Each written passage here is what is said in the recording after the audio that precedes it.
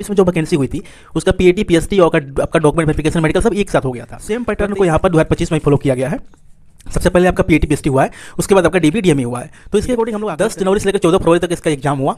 8 अप्रैल 2024 को आपका सीबीटी का रिजल्ट आ गया।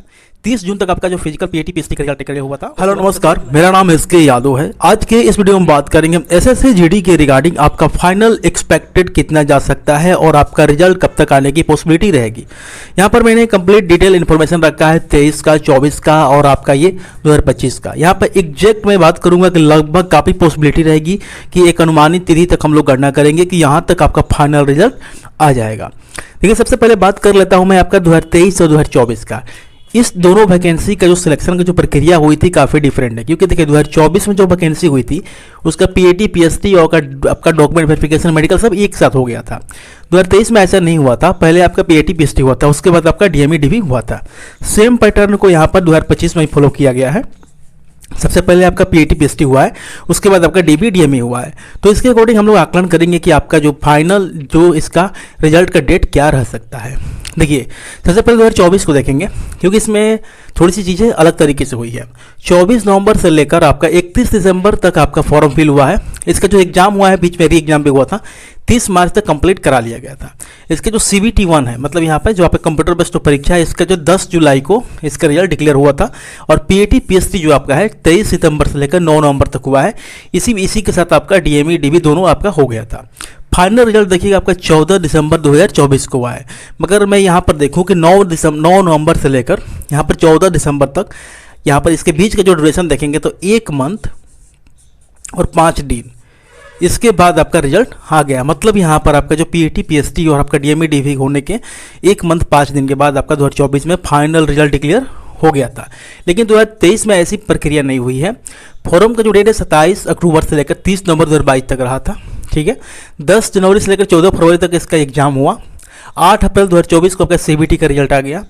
30 जून तक आपका जो फिजिकल पीएटी पीएचडी का रिजल्ट डिक्लेयर हुआ था। उसके बाद 17 जुलाई से लेकर 7 जुलाई तक आपका डीबी डीएमई दोनों कंडक्ट कराया गया है। और यहाँ पर जो आपका फाइनल जो रिजल्ट है 20 अगस्त 2023 को डिक्लेयर हुआ है। मतलब आप देखेंगे तो 7 अगस्त का आपका डीबी का और आपका डीबी डीएमई कंप्लीट हुआ है और 20 अगस्त को आपका रिजल्ट डिक्लेयर हुआ है। मतलब 13 दिन के बाद यहाँ पर आपका फाइनल रिजल्ट डिक्लेयर हो चुका है। सेम पैटर्न आप देखेंगे यहाँ पर 2025 में फॉलो हुआ है। 5 सितंबर से लेकर 15 अक्टूबर 2024 तक आपका फॉर्म फिल हुआ। एग्जाम आपका 4 तारीख से लेकर 25 फरवरी 2024 तक हुआ, 2025 तक हुआ। रिजल्ट आपका 17 जून को डिक्लेयर हुआ। पीएटी पीएचडी आपका 13 अक्टूबर के आस का जो आपका रिजल्ट डिक्लेयर हो गया है। अगर मैं बात करूँ इसका डेट का तो 20 अगस्त से लेकर 12 अगस्त तक इसका पीएटी पीएचडी कंडक्ट कराया गया।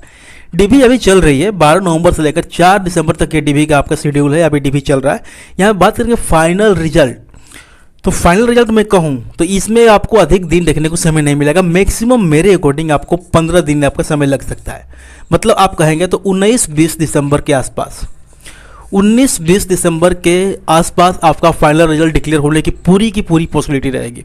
एक दिन ऊपर नीचे हो सकता है, लेकिन आपको वेरी डिफरेंस देखने को नहीं मिलेगा। इसका ट्रेनिंग भी ऑलरेडी आप लोगों को शेड्यूल है कि जनवरी में आपका जो है ट्रेनिंग शुरू हो जाएगी। ये था एक्सपेक्टेड डेट कि हाँ इस डेट के आसपास आपका रिजल्ट डिक्लेयर हो जाएगा। अब देखिए, बात करेंगे आपका फाइनल कट ऑफ कितना जा सकता है। जैसे कि मैंने पिछले वीडियो में 1-2 स्टेट का बताया था कि यदि आपका डीएमई डीबी कट ऑफ से जो कि पीएटी पीएचडी जो आपका कट ऑफ है, इससे आपका 3 से लेकर 5 नंबर के बीच में है।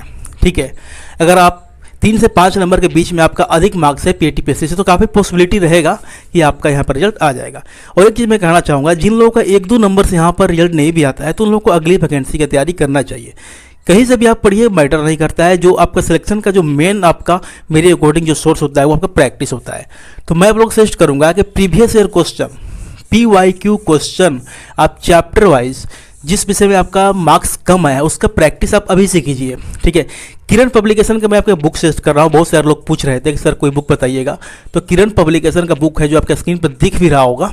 ठीक है, ये जीके जीएस का भी है, मैथ का भी है, रीजनिंग का भी है, हिंदी का भी है। तो कंप्लीट यहाँ पर आपको चैप्टर वाइज एग्जाम का क्वेश्चन दिया गया है, उसका सोल्यूशन दिया गया है।